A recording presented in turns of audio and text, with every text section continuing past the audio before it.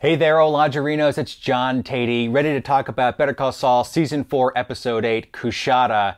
Kim is the one who knocks. That's all I'll say. Join me as I have another basement breakdown.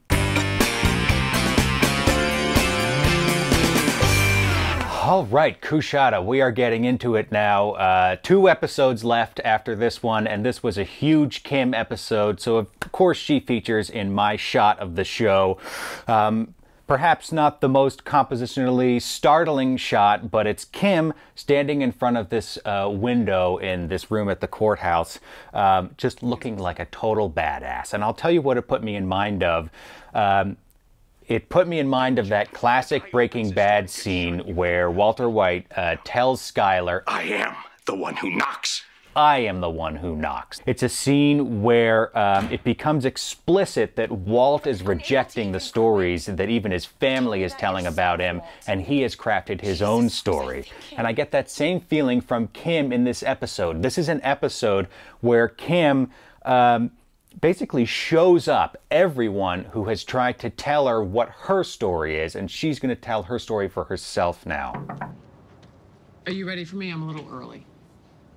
No problem. Come on in. Let's start with Suzanne. So I noticed in the previous episode how when Suzanne was introduced and we saw these initial conversations, Kim and Suzanne are shot in a manner that makes them look very similar. They have similar looking lines in their suit, they carry their bags on the same shoulder, they walk the same way, similar hair. They really went out of their way to make these two look like they were cut from the same cloth. But then Suzanne made that remark. And our only witness is a scumbag, disbarred lawyer who peddles drop phones to criminals. Kim reacted so strongly to that. You don't know the whole story. That's not who he is, and by implication, that's not who she is. That's her insistence, right? And that drives her in this episode. You know, her attitude is basically, you think you know what the story is here? You think you know what my story is? I'll show you. And so she hatches this plan with the rainbow markers and the journey, Jimmy's journey to Louisiana, to write these letters and create this myth of Huel. There's a key line as this plan is playing out when they're in Judge Munsinger's office. And Kim says, this can't be a complete surprise to the assistant district attorney. She knows the defendant's history as well as I do. And when she says this, Suzanne kind of shrinks into her suit because she's being shown up and she's thinking, how could I not know this guy's story? I've done all my legwork, I've done all my research. She's really thrown by this. And Kim using those stories, using you don't know the real story here to her advantage as her sort of position of power over Suzanne is so potent as she's transforming herself here. You know, Kim's plan needs to be elaborate enough to defeat someone with her tenacity. We've seen how the show set these two up to look similar, and Suzanne is a formidable nemesis, right? We can tell, just by the way she's been set up alongside Kim, that she's going to track down these leads, and she's going to do her best to figure out what the truth is here. So they have to have a plan that's ready to meet that, that's ready to meet someone with Kim's level of tenacity. And so we see it on Jimmy's desk in the back of the nail salon. They have a phone for every story they might need to tell. It's not just one story about Huel that Kim and Jimmy have constructed here. It's a whole town's worth of stories laid out on that desk, and they're just waiting for the phones to ring. You know, earlier in the Basement Breakdown season, I gave a quote from Penn Jillette about magic, and now I'll balance it out. And there's something that Teller, his partner in that famous act, always says about magic. He says, sometimes magic is just someone spending more time on something than anyone might reasonably expect. And that's the magic that's being worked here. They spent so much time and effort on this, nobody could reasonably expect that they've constructed a whole town of people, and yet they have, and Suzanne is ultimately defeated. In this episode, at least. We'll see. It's very important to us. Moving along to Judge Munsinger. Here's another person who told Kim what her story was going to be. There was that embarrassing moment for her in his chambers where he set her up with this great case that he had, and then that was just the plot of the verdict, he said, right? That stuff only happens in the movies. Here's what you're going to do, Kim. You're going to pursue banking law, make a lot of money, give some of it to charity. Now off you go, okay? Maybe some lingering resentment for Kim after that. And here's the brilliance of this plan. She's exploiting what she learned about Judge Munsinger and those exchanges with him earlier. She uses his naivete as leverage here, right? Okay, he doesn't believe in spectacular stories. That stuff only happens in the movies, all right? So he's going to take these stacks and stacks of letters at face value. He doesn't have the imagination to conceive that there's a scheme behind all that, because again, he believes life happens in a pretty orderly, mundane fashion. And I do know they're planning to send a contingent here to show their support during the trial. Now she has him faced with the proposition of a whole town's worth of people, yahoos, as he put it, filling his courtroom. She knows where the judge's weak points are, and she exploits them masterfully here to get the assistant DA on the defensive. Then we have this curious scene with Kevin, the Mesa Verde CEO or president or wherever he is. Kevin is sort of a guy who has his own story in mind for Kim too. You know, the way he makes this request in this meeting, he says, Paige is gonna kill me for this.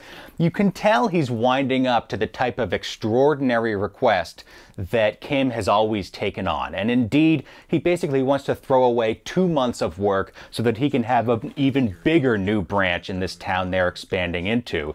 Season 3, Kim would have taken that on. She would have said, yes, I'll work the late nights, I'll do whatever it takes to make your dreams come true, Kevin. But she's not doing that anymore. I'm sorry, but I have to agree with Paige. She's not going to live Kevin's story for her anymore either.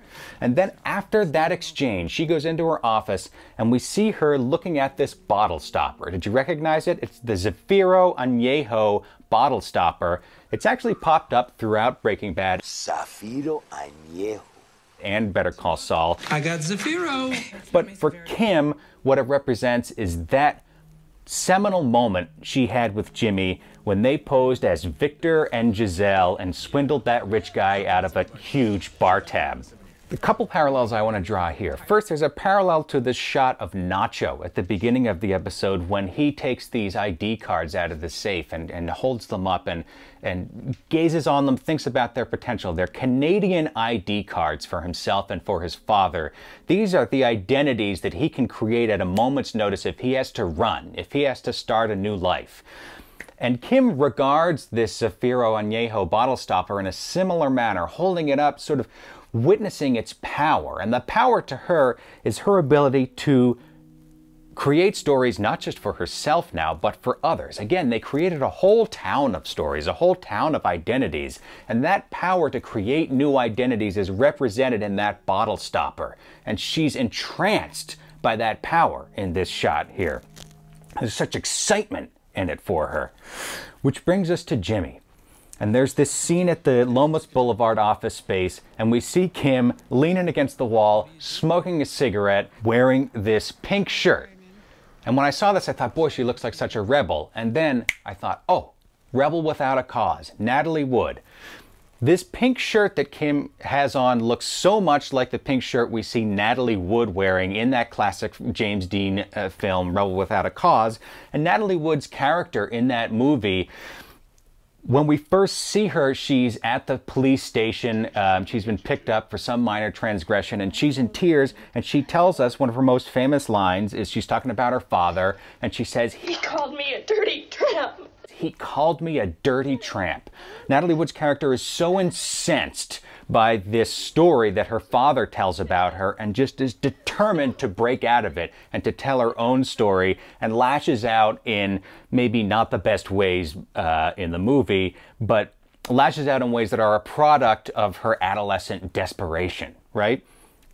Kim couldn't look like more of a teenager. I think the Natalie Wood parallel is intentional here in this scene. She's rejecting all the stories that have been told about her too, including the one that Jimmy's telling about her. Jimmy comes up to her and he says, hey, this was a one-time deal. You know, we're not going to do this shady stuff anymore. You risked so much with your Schweikert and Coakley career. I appreciate it, and no more. We are totally done with it. They're standing in front of this sign, Space for Lease, because Jimmy's looking at this office space, right? And it reminds me of the scene in season 2. There were a few scenes with them standing outside of their soon-to-be office space. Same type of space for lease sign. Same contracting company even, Kleinfeld.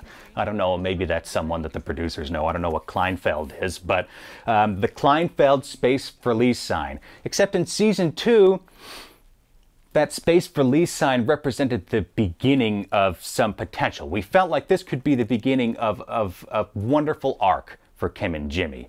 They were full of potential, full of hope.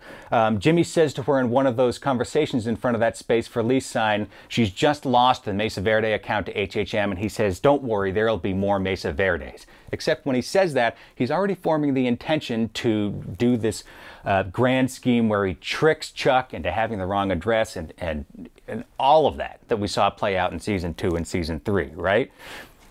He said to Kim, there'll be more Mesa Verdes, don't worry, but he had his own story in mind for her. Now, the roles are reversed, right? Jimmy says, hey, we're done, no more. And Kim says, Let's do it again.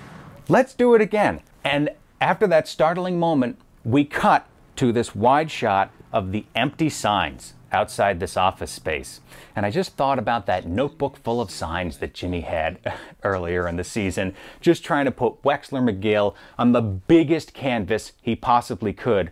And now look at these signs. Not only are they not very big or impressive, they're empty. There's nothing in them.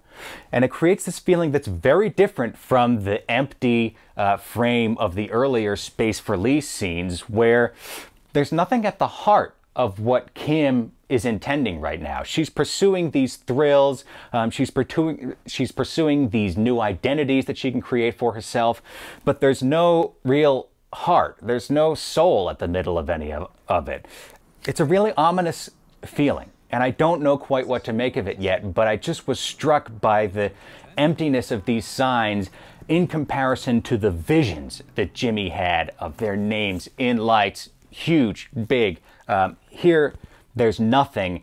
It just feels like the bottom is falling out of these two people's lives. And even though the scheme worked out in this episode and all the points at which it could have gone wrong, it didn't, at least for this hour. It does feel like Kim is falling into this hole, falling into this emptiness, and I'm not sure she's going to be able to escape it. I feel even worse for her than I did at the last episode, which also felt pretty ominous for Kim. All right, so I'm going to be losing sleep over Kim this week. Tell me what you took away from this episode, as always, in the comments. And hey, click that subscribe button down below if you're having fun watching the breakdowns. I really appreciate it. You'll get the episodes as soon as they come out. What could be better than that? By the way, congratulations to Eric Munn, who in last week's comments guessed the exact scheme that Jimmy and Kim executed this week. Pretty good. So if you can see the future, leave a comment on the video yourself. All right, that's it for the Basement Breakdown. I'll be back with you next week. So long for now, everybody.